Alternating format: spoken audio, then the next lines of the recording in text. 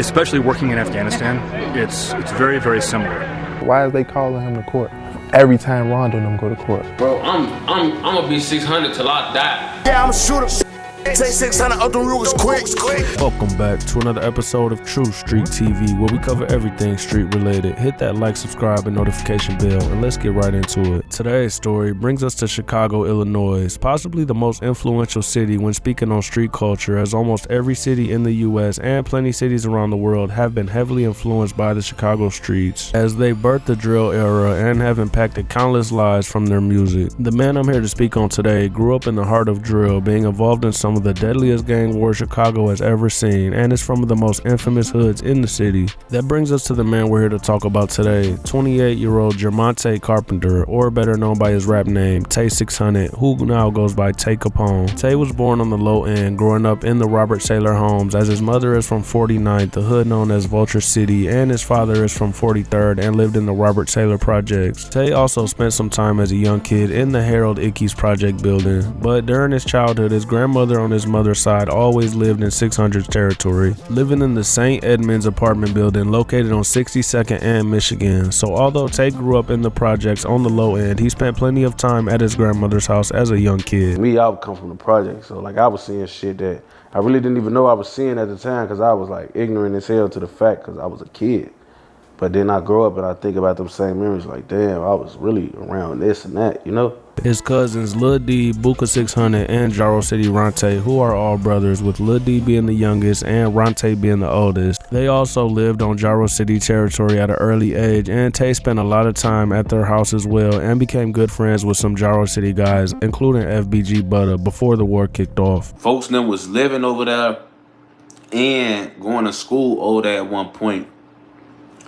And that's how they met Butter. Then folks them ended up moving on our side of King Drive to Prairie, folks. It was 600 and Butter, and they was together, Butter and 600. Like, there's a lot of things that went on that many people don't know about. And we beat up Buka 6. Was it Buka?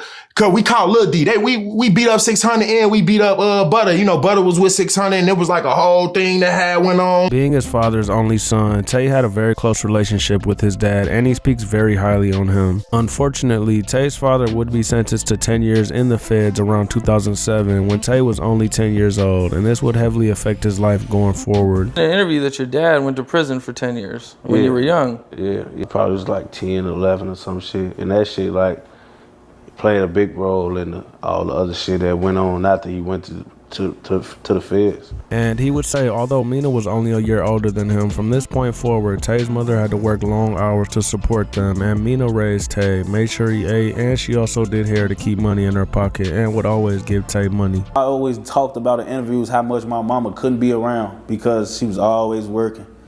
My daddy was in the feds, she was working hard. Imagine we 11 months apart, so I look at her like we equal, but she really like my mama low-key, she feeding us. She sending me outside to the block with money. You feel me? Like Mina always did her, had a little hustle.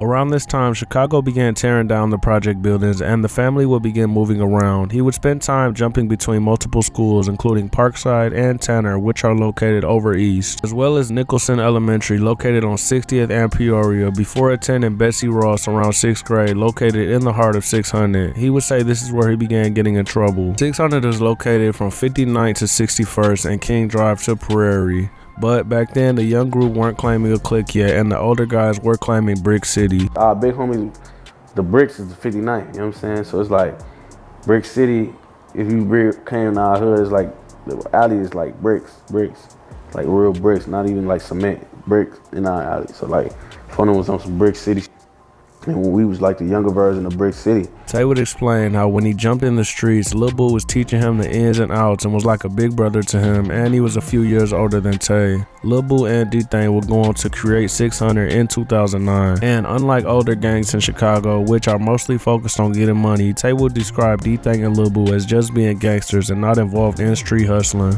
They the same, like, that's why they was like that. Like, them niggas, they don't sell drugs and none of that shit. They was straight hot heads trying to pop some outrageous, gang-banging, tough guys. Which explains a lot, as many cliques after this main focus became warring and get back instead of getting money. I'm trying to focus on Tay in this video, and I will talk about other guys in the future. And I'm also only telling Tay's come up and up until about 2017. 600 is located right next to many hoods, including O Block, MOB, and Gyro City. Tay would also say he became 600 around this time, with Lil Boo being the one bringing him in. It was me and my book in the room, and he looked over at me, he like, yeah, so Tay, you ready to get with this shit, boy? I'm damn. Okay, cool. What that mean? Booker like, man, he asked me if you ready to get down with this 600 shit. Although there was tension between the hoods stemming from older guys, Chicago was known for having parties almost every day, and all of these hoods would party together back in 2010. Tay's crib would also be described as the hangout spot, as he was allowed to have all of his friends over, explaining that his mother would rather have him in the house with his friends rather than on the block. In turn, 20 plus members from 600 and other cliques that he was cool with would all be at Tay's crib kicking it frequently. This made Tay develop very close personal relationships with a lot of the guys he was around, not only from 600 but O Block as well. My mama, she just understood that it was a lot going on outside in the streets, and like literally because we lived in the hood, so as soon as I step out her door, I'm in the field. You don't gotta go over dude crib and because you could have a girl over here. You don't gotta go to his house or stand over there because you want to smoke with your homie. You can smoke here, you can smoke in your room. Tay would also say he caught a gun case around this time, as he was only 14 years old. E-Day and FBG Duck would begin dissing back and forth, creating possibly the first drill beef in early 2011, and countless rappers would follow suit following this. We going hard on you fucking stupid. It ain't drilling hard. What the fucking do? We dick rag niggas like you fucking do. My niggas told me don't show no sympathy for E-Day. I will chop his fucking body up and throw it on the E-way. We were talking about E-Day, you just went from E-Day to Black. Because you gotta add them in there. You gotta add Black in there. Because it was Black and E-Day and Duck. They was going at They it. first started dissing each other? They first started dissing. Music made it like, I felt like, man, like, woo. I just felt like it went to a whole other level after that. I think started this song's E-Day. I'm gonna be a whole 100 with y'all. E-Day started it. At this time, Tay didn't have any dead homies from 600, but this would soon change, as on July 17, 2011, 19-year-old Marcus London, who went by the name Baldy, was shot to death, and this would be a huge wake-up call for the young 600 members. He the first nigga that some shit like this happened to at this very point, you know what I'm saying? So the call at that point sound over crazy. Like, I'm getting a call like, what? Tay and Mina would end up getting in so much trouble in school and in the streets, they was both end up moving to Joliet with their auntie in the summer of 2011, right before Tay's freshman year, where they both went on to attend Joliet Central High School. Tay would play running back for the school his freshman year, but he was back and forth to his mom's house on the weekends. A few weeks into his freshman year, Tay would experience another massive loss, as on September 13, 2011, Devon Varner, who went by D-Thang, was shot and killed. Gyro City Don would later be arrested and convicted of this, being sentenced to 20 years in prison. And the crazy thing about this is shortly before D-Thang was killed, Gyro City and 600 had a peace treaty, and Gyro would use this opportunity to get one of the biggest faces from 600. Wave the white flag, not us. You know what I'm saying? Like, we ain't calling trying to peace treaty with you niggas. My shorty's ready to go. But them niggas called that shit, and then for y'all to take top dog, like, ain't no talking after that. It's like they called the peace treaty so that they could kill him. Tay now had 2 dead homies, but this was just the beginning, as just days later on September 19th, Lil Steve, who was the brother of Mimo, was shot and killed as well. Ruga's little brother, MOB Scrap, would be arrested for this, but would later be found not guilty at trial. It was crazy because when he ended up getting locked up for Steve murder, this was one of my first introductions to this street shit. Like, you know, they killed Lil Steve when he was 14. Tay also said that back then, MOB was the most active ops that they always had to be on the lookout for. Who was that one individual, bro, that just y'all had to look out for, the area that y'all knew would put in business, just like, you know, like, look, this dude ain't fucking around? It was all, when I was growing up, it was always MOB. like MOB and Scrap. Back home, the wars continued taking lives from each hood, including 600, and Chicago began getting very deadly as the city would see a big jump in murders in the coming year of 2012. Another major loss for 600 would happen just a month into the new year as 20-year-old Shaquille Rush, known as 600 Shaq, would be killed outside of a party. 51 Melly would mock Shaq on Twitter and would take credit for this. This is what really kicked off the war between 600 and 051. You know who I am? I know my daddy. You scared of the dark? No. I'm one of them type of guys that be in the dark waiting for you when you gotta go pee at night. And I just get you, and you don't never come back to your parents again. And sadly, Shaq also had a child on the way who was born later in this year.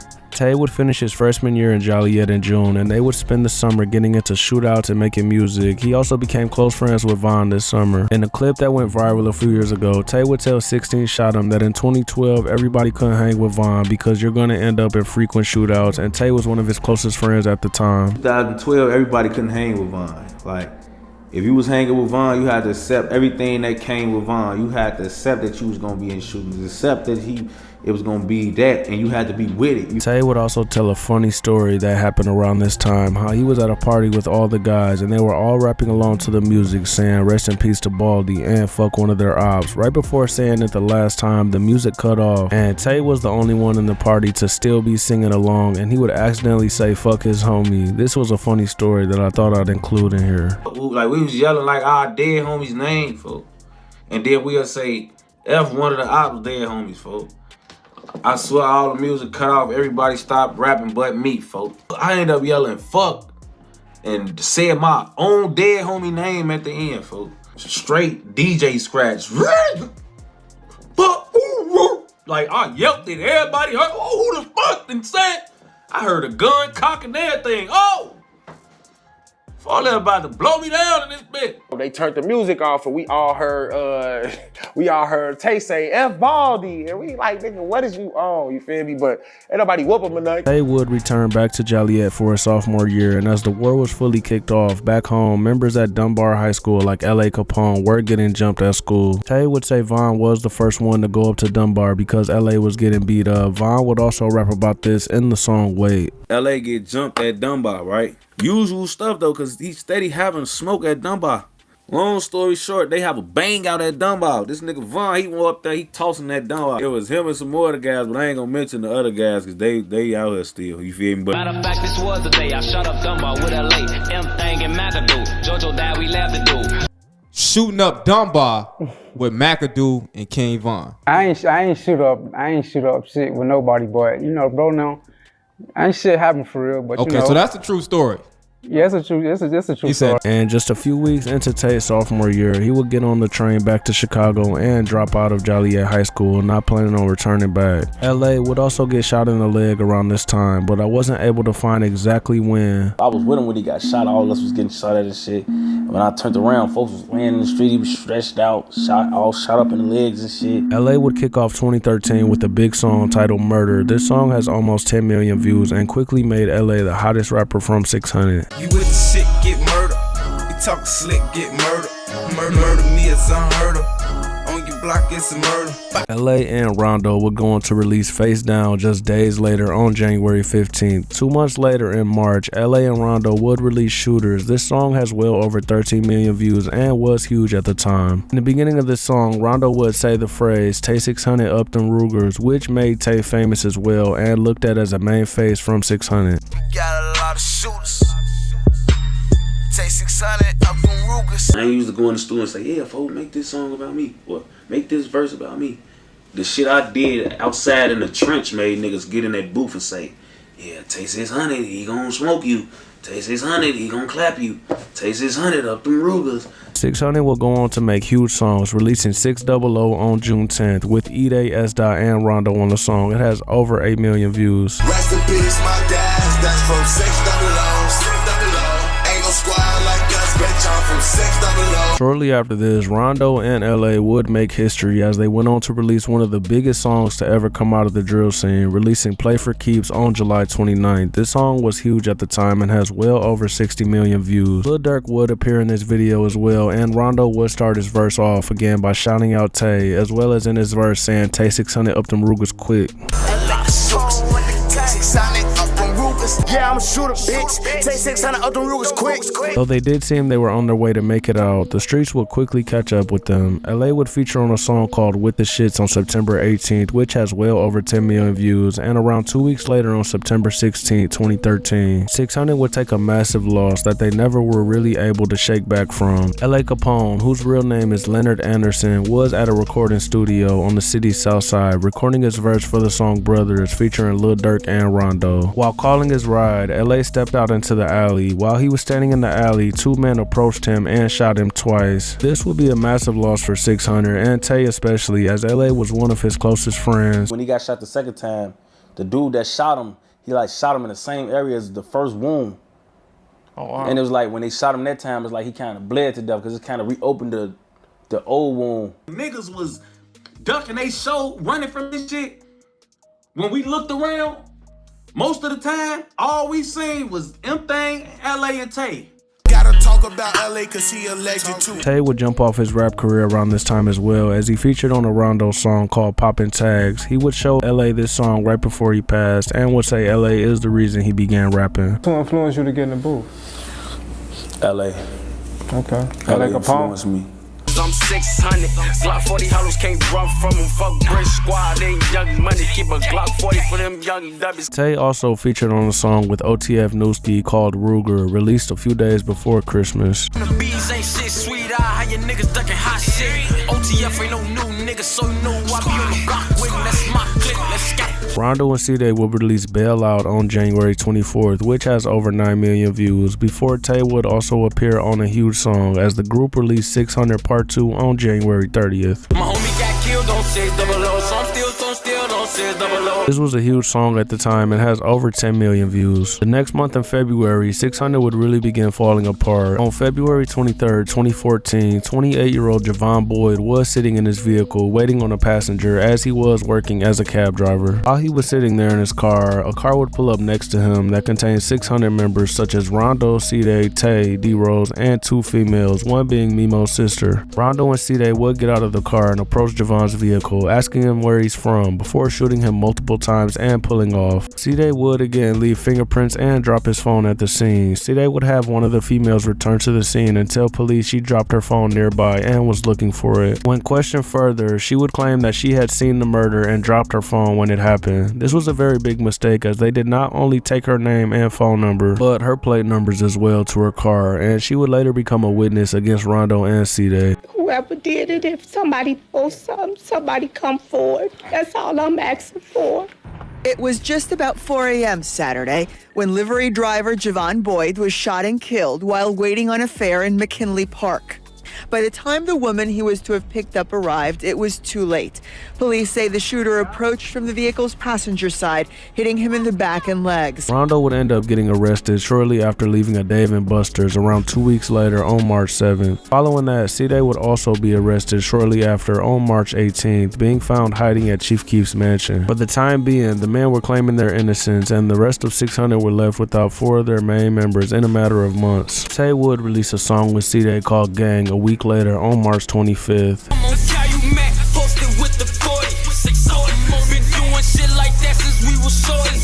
Tay would go on to release Money Counter on April 5th as well.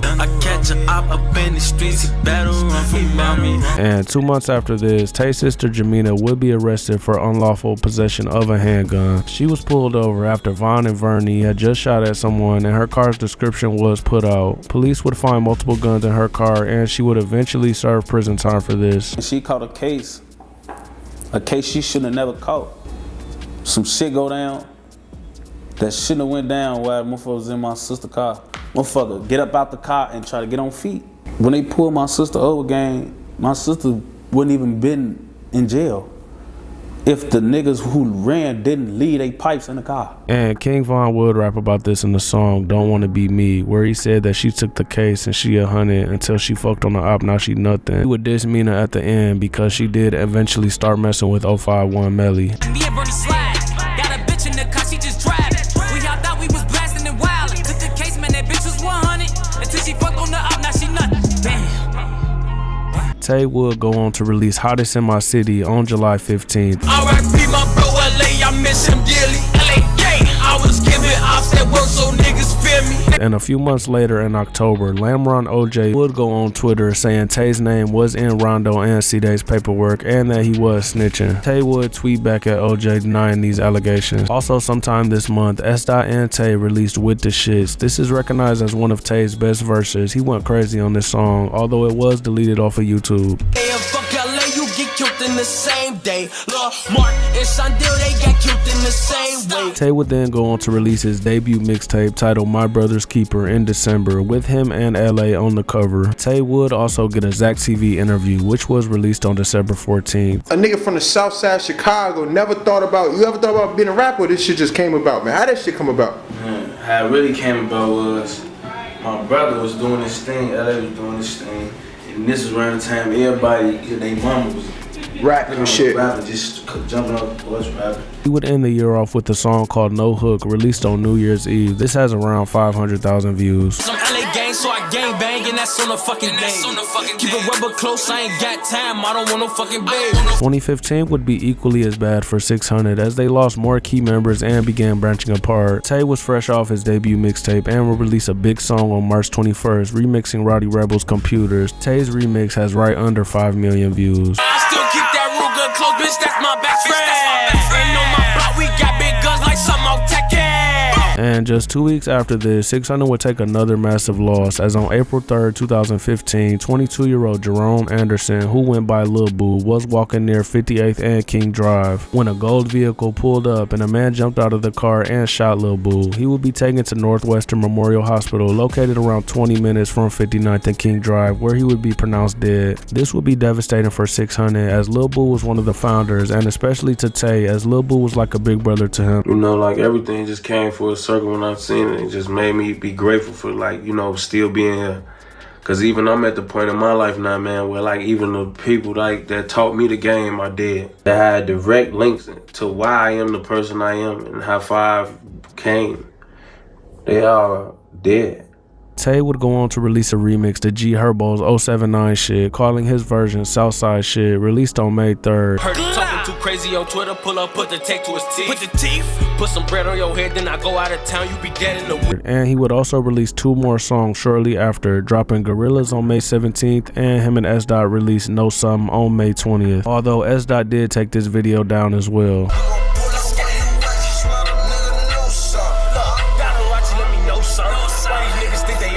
And shortly after this, C-Day's brother E-Day, along with other 600 members, including Breezy, would take to Twitter calling Tay a snitch, saying he wrote a statement in the Javon Boyd case. Tay would quickly begin denying these rumors and will begin going back and forth with multiple 600 members as close friends quickly became enemies. And shortly after this, on July 11th, Tay would release a song called No Hook, featuring Asian Doll. 40 Ruger, I won't never leave it. Tay600 lacking, you won't never see it. Cause I'm always gonna give me a ratchet. Tay was now taking a step away from the streets and fully dedicated to rapping. He will continue dropping music for the rest of the year, releasing Gambino Freestyle on August 1st. Like tell the truth, I don't really fuck with niggas. Ask about me, I was really bucking niggas. As well as a song titled With That, released on September 7th, which was a big song at the time and has over 1 million views. And a few weeks later, Tay would release a tribute song to LA Capone titled Worst Memory. This is easily one of Tay's best songs and has well over 6 million views. Remember when them surgeons came out and said LA ain't make it? Swear I couldn't believe that shit, but man, I had to face it. Tay will go on to release Bodies Dropping on October 25th before releasing a big song titled Real Shit on December 23rd. This also has over 1 million views. You look at the sneak this, so it's shit. I'm the youngin' with the gunplay from the 6. Broke ass niggas, y'all boys need a fix. And then going into 2016, Tay would start the year off with a song alongside EBE Bands titled Poppin'. This has almost 1 million views. But they bout their Plus they got them sticks out like it's casual. It was now 2 years since Rondo and C-Day have been in jail, and they would begin their trial early in March. Tay would end up getting arrested after a warrant was put out for his arrest for contempt of court. Tay would also have a gun on him when he was stopped and arrested for this warrant and would be booked into jail. Tay would later actually admit to being brought to Rondo and C-Day's trial while in jail, but never had to go and testify. Why is they calling him to court every time Rondo and them go to court? Why? Because you're a witness, but they don't need you because there's so many other people getting on the stand pointing at them. They was getting me up out of my sleep, which was pissing me off, you feel me? They was getting me up out of my sleep for something that they never put me never intertwined me with it. You feel what I'm saying? Like, it was like, they wake me up, I'm sitting in the back from like 9 in the morning to like 5 in the afternoon, and they just like leaving me back there. And the whole time with people catching cases in the whole court system, period, it's never been a point where somebody had told on a nigga, and then when it came trial, he didn't have to get on the stand and tell what he said. The streets would begin talking, and Tay was quickly labeled a snitch. And like I said before, C-Day did drop his phone at the scene, and he sent the woman back to retrieve it, where police would end up getting her confession and using pictures in the phone to match the outfits worn by Rondo and C-Day. Convicted them was the jury from watching the videotape. That's what got them hit, the videotape. Okay. Really, you know what I'm saying? The state was saying, oh, he had on this, he had on that, he had on this. This killing was really senseless, and the cab driver had absolutely nothing to do with the war. There were plenty rumors going around that he had something to do with LA dying, but this ended up being debunked by multiple members of 600. There's so many stories people just come up with, but none of them is actually true. I know for a fact that didn't have nothing to do with LA. That whole situation, from my understanding, was like mistaken identity. And in the end of all this, Tay never testified, and Rondo was sent to 39 years, and C-Day sentenced to 38 years in prison. This would pretty much be the end of 600, as they only fell apart following this. Tay would end up receiving around a year in prison for the gun case. There are rumors that Tay got jumped in the county for writing a statement on Rondo, and the man who beat him up pulled his dreads out. He ended up getting caught a pole case. They beat his ass when he went to court. They beat his ass at court though for pulled his dreads out. I guess he decided not to get on the stand and go all the way through with the shit. FBG Duck would also weigh in on the situation on the song Let's Talk, saying everybody know Tay a snitch. Just wanna talk about snitch? Well, we know Tay a snitch. We know. But y'all knew that. You know. I ain't really have to say that shit. Breezy would also go on to do interviews saying he was at the trial and that the lawyer showed him Tay's statement. Has it been paperwork seen, or is it just like a assumption? There's some serious shit like that. Only certain eyes can see that paperwork. Mm-hmm. But we seen it. Everybody from this block seen it. If we went to that courtroom, that lawyer let us see it, bro. So we just not gonna lie on nobody, bro. Feel me? And we love this shorty, bro. This was a viral clip and has over 3 million views, and Ide also went on to do a Say Cheese interview as well, saying Tay snitched. The Tay600 shit, man, yeah, you already know, man, that nigga, he ain't right, man, the nigga told, man, you know, he told on bro now. Tay will get out of prison in December, releasing First Day Out on December 26th, where he would seemingly respond to all the rumors. They talk like they be speaking the real, but they be speaking the fake. Fuck on my dick, niggas they do it for clout. I do this shit for a lady. He would then go on to appear on a Say Cheese TV interview. Why'd you cut your hair? Cause I knew they was gonna cut my shit in the joint anyway, so I just wanted to cut it and have it at least decent before they try to just shave my shit off, and I had one of them funny looking ass froze in my mugshot. Tay would continue rapping after this, releasing huge songs along the way. His relationship with 600 never really got better, and he eventually changed his rap name to Tay Capone in honor of LA. Calling me a rat and never see me in the papers, but the hoes that told you niggas fucked him in the brace. Him and M-Thang always have been close, even through the rumors, although M-Thang did appear on DJU recently and stated Tay know he was wrong for writing a statement on Rondo and C-Day. Gonna sit on this couch and be like, oh man, he a rat, shit like that. I just feel like he was tricked out. He was tricked out of his spot. He was tricked into saying some shit he ain't had no business saying. So at the end of the day, yeah, he bogus, because as a street nigga, you know to go in there, don't say shit for real. You know, I just feel like he was tricked out of saying some shit he ain't had no business saying shit. And Tay will go on to rant on live, responding, saying that M-Thang never showed him that energy to his face. And you mad at me, folk, because you mad I admitted to be, he not even mad at me. Let me clear that up, folk. He not mad at me, folk. What Thang referred to, folk, he didn't want me admitting, folk, to being nowhere near the scene, folk. But I watched on the interview and then talking to folks, and he like, oh, bro, what did you mean? And what? I didn't say this, and I ain't.